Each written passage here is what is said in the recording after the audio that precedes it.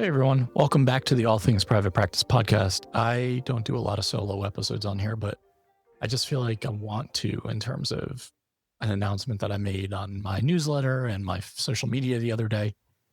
And it was just really about pivoting and adapting.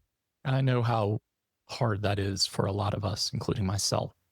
And the post that I made on social media and to my newsletter was basically like, what to do when the spark leaves you or when the passion is gone.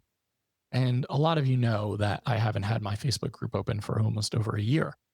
It hasn't been open since March of 2024, paused indefinitely. And every time I go back to like resume date time, I'm ambivalent about it. I push it out again as far as I can go.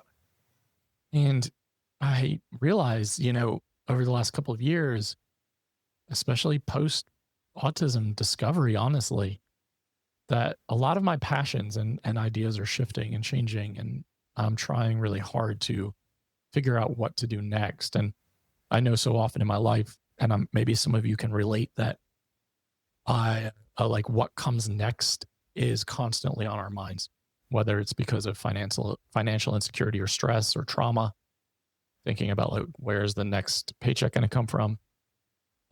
Maybe it's just from changing interests. I know for my ADHD side, like I used to shame myself for interests changing and evolving or not following through with everything that I started or every idea that I had.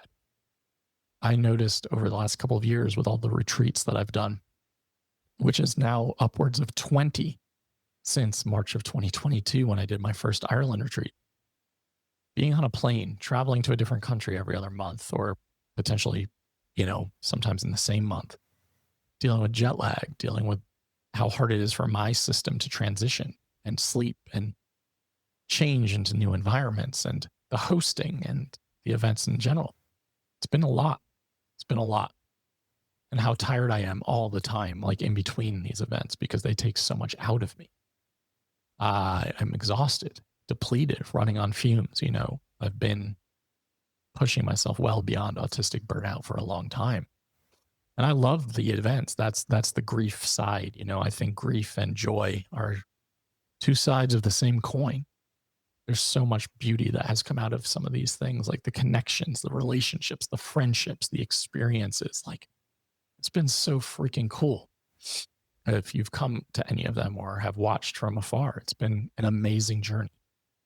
And I had to do like a timeline exercise. And I encourage you all to kind of do the same, where I zoom out and I have to remind myself of the things that I've done over the last few years, because I can get into the mentality of I'm not doing enough or I haven't done anything. And that's just simply untrue. And, that inner critic needs to take a nap.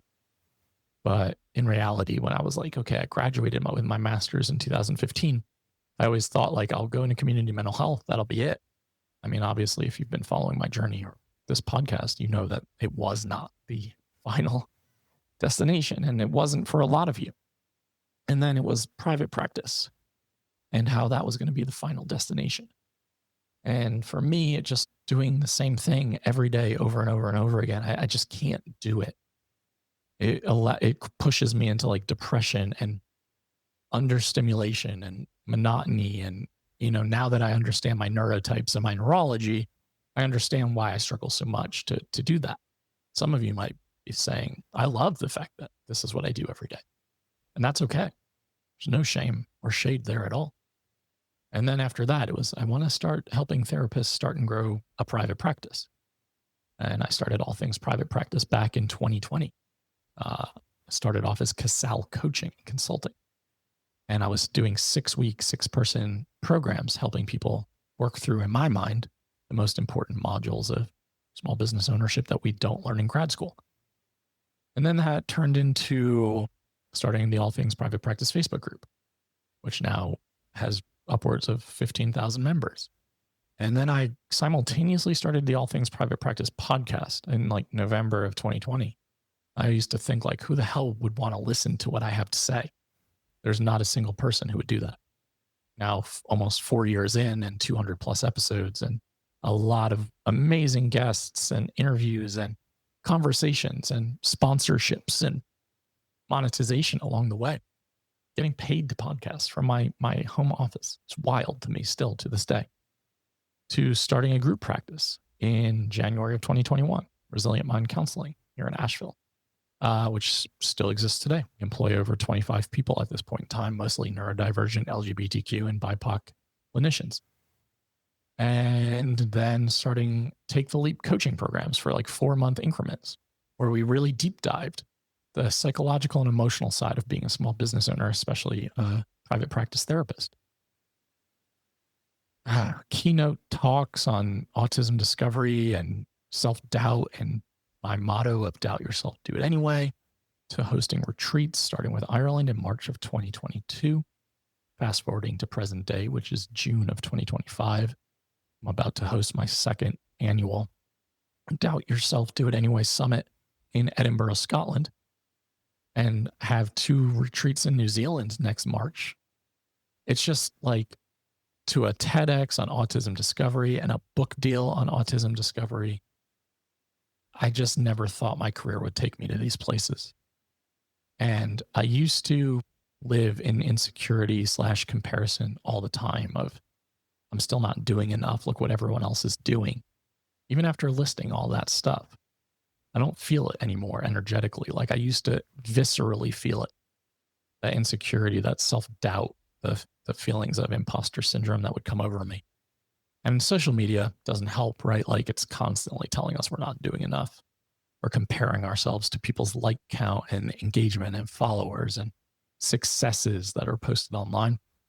I've always tried to stay away from that because like I've always tried to do things differently, where I talk about more of like the challenging parts of being a human, a neurodivergent one,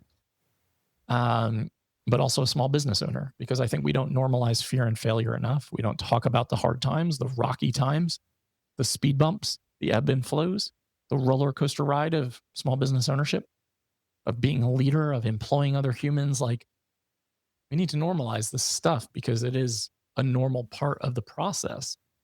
And it's certainly not like always great. It's not always like sunshine and rainbows.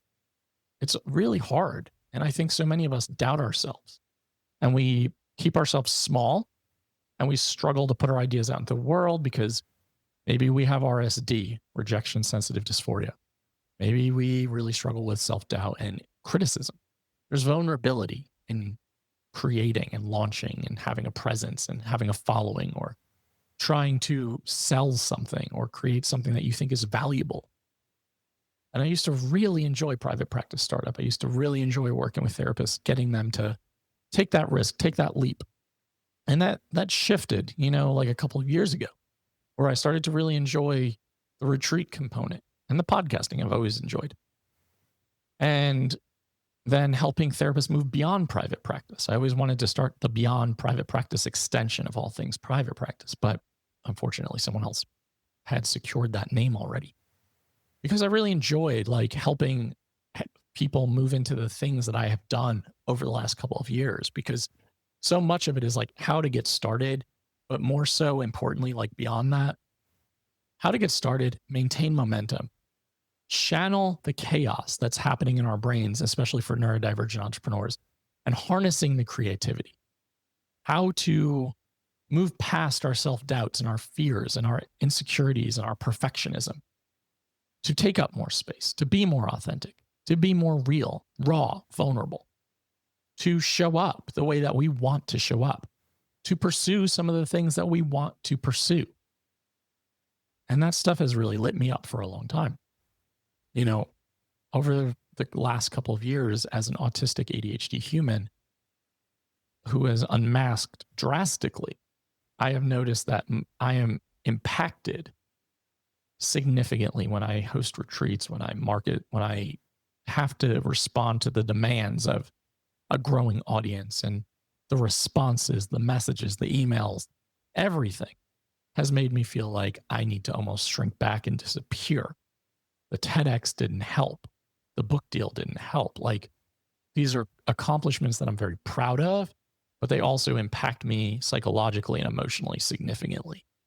And I spend a lot of time in my home. Like, a lot of you see me traveling the world and hosting these events and doing these things. But when I'm not doing that, I'm really in my home, typically in the darkness, if I'm not podcasting, laying on my couch, laying on my bed, exhausted, burnt out, really unable to be a part of the world that I've created. And it's been hard. I had 2 throat surgeries over the last 4 or 5 years. And as you can all tell, who've been following my journey, my podcast for a while, I do think my voice is improving from where it was like October of 2023 after my second throat surgery, because one of my vocal cords got paralyzed, but it still is impactful. And I think like with the state of the world, there's that stress of what people are experiencing on a daily basis. It's all combined. It feels very heavy. And I noticed like that spark was leaving me where I was like not feeling creative about anything. I was not feeling energized by anything. It's taking a lot more effort to get started. And I was looking for that flow state, that like monotropic focus of dropping into creativity, and I just couldn't access it. And I think when I realized like, I don't know what I want to do in 2026 because I've had the last couple of years planned, where retreat this month, speaking engagement, retreat, summit, etc. It was just a lot. And I've had like feelings like the walls are closing in a bit, and it feels like claustrophobia inducing in a way mentally. And it makes me like uncomfortable viscerally and physically. And just the realization that I think this chapter of my life is, if not over, pivoting and changing and adapting is for sure, and evolving. Allowing to have a season in my life where there's quiet and less response and less demand, less expectation. I mean, I have to write this book, so that feels like a big daunting task. I co-host the Divergent Conversations podcast with Dr. Megan Neff, and that is a very enjoyable project. But this stuff, like, it all takes energy. And then I get into this mindset, right? Like a lot of you can probably relate to, of I'm not doing enough. But if I'm not going to do all of these things anymore, what am I doing? It's wild, the tricks that our own minds can have on us sometimes. Because when I zoom out and I think about all the things that I have done and created and accomplished successfully for the most part, not without struggle or self-doubt, which is always with me, but they have been done. And giving myself some credit, some props in that way. Trying really hard to be like a role model in this field and an example and someone who inspires and helps you all feel like you can accomplish anything. And that, it's going to be hard and it's going to be rocky, but that doesn't mean you shouldn't do it. And to really embrace the doubt yourself, do it anyway mentality of, yeah, this scares the ever-loving shit out of me, and I'm going to try it. I'm going to swing for the fences. I live one life, right? Like, I'd rather take the risk than convince myself that this idea is better suited for someone else, or that I'm not the one who can bring this to reality or to life. So I want to encourage all of you to zoom out and think about your accomplishments. Think about the things that you've done since graduation, the places that you thought you would never be. Some of you might thought, I could never start a private practice. I don't even know how. And then you did it. It was scary. It was risky. And then you were like, I think I want to start a group practice, but I don't know how to be a boss.